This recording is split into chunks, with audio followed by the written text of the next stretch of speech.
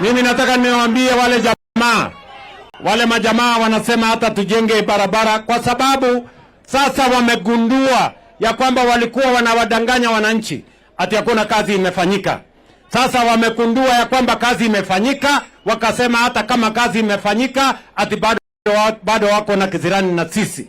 Mimi nataka niwaambie wale majamaa, Wakenya sio watu ambao hawaelewi mambo. Wakenya wanajua umuhimu ya barabara, wanajua umuhimu ya kusomesha watoto, wanajua umuhimu wa maji, wanajua umuhimu ya stima, wanajua umuhimu wa matibabu, wanajua umuhimu ya SHA. Kama hamuna hiyo mpango yote, chuma chenu kimotoni, tutakutana na nyinyi. Ndugu zangu watu wa Laikipia, tumekubaliana? Mnasema tuendelee?